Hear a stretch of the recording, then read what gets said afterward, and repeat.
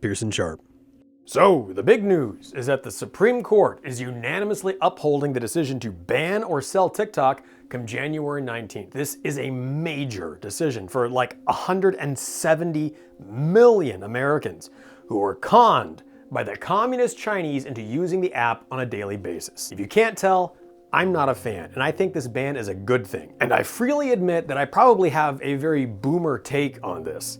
I don't use TikTok. I've never used it, and I will never use it. I don't want that garbage on my phone, nor do I want it rotting my brain and eroding my attention span down to 15 seconds or less. For that matter, I also don't watch YouTube Shorts or Instagram Reels or whatever's on Facebook or anything like that. Short form videos like that absolutely destroy your memory and your ability to focus. Still, rather than an outright ban, I think a better thing would be to force China to sell the app to an American company, or preferably someone like Elon Musk, because I agree that it's a valuable tool for communication. But as it stands, at the end of the day, it's still a weapon of mass indoctrination that's being controlled by America's number 2 enemy, China. Our number 1 enemy are the communist Democrats. But seeing as we can't ban or deport them, can we deport the Democrats? We'll have to settle for TikTok. Trump sounds like he might step in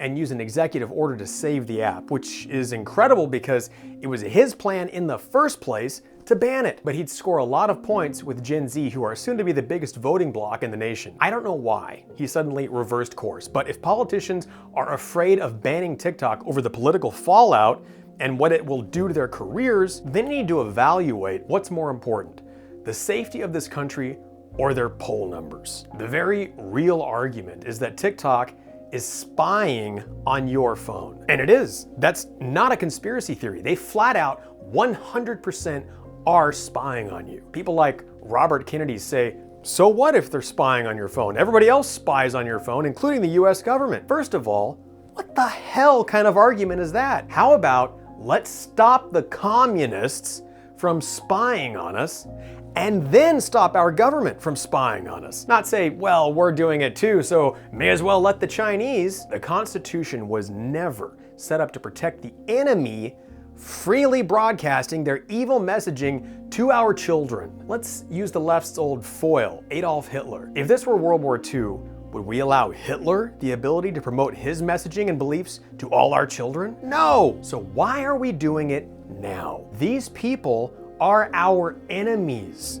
There is no other way to look at it. I lived there, and they hate us. This is all about soft power and global influence, something the US cannot afford to lose, but we're losing it anyway. Platforms like TikTok are being leveraged by the communist Chinese as tools to influence Americans and promote pro-Chinese narratives. And it's true. Studies have shown that people who spend time on TikTok have a much higher opinion of China than people who don't. And a new Rutgers University study just proved conclusively by studying the algorithms that TikTok is manipulating search results to show only positive stories about China. I understand people will be affected. This is the consequence of our decision to rely on something made by the communist Chinese. Now, I did some research, and when I listen to people defending TikTok, a lot of times it sounds like drug addicts fighting to keep using their drugs. It's like moths to the flame. TikTokers warn that people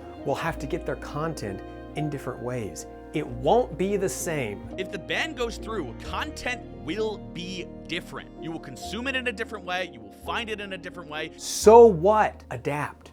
It's worth the price to pay to change the way you consume media to free yourself from the yoke of Chinese oppression. This is not a consequence-free decision. There is a price to pay for being free from China, and this is the price. There will be victims who will suffer from this decision, small businesses and creators who rely on it for their income. But the alternative is to continue down a path where we turn all of our private data over to a company run by the CCP. I mean, one of ByteDance's board members is a man named Wu Shugang, a communist Chinese government official with a background in propaganda. The company's vice president, Zhang Fuping, serves as the committee's secretary for the Communist Chinese Party. If that's not enough, then consider this.